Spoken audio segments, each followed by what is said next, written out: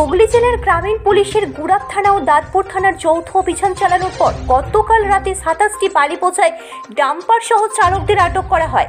হুগলি জেলার গ্রামীণ পুলিশের পুলিশ সুপার কামনাশিস সেন জানান, এই বালি বোঝাই ডাম্পারগুলির বৈধ কাগজপত্র না থাকার জন্য আটক করেছেন।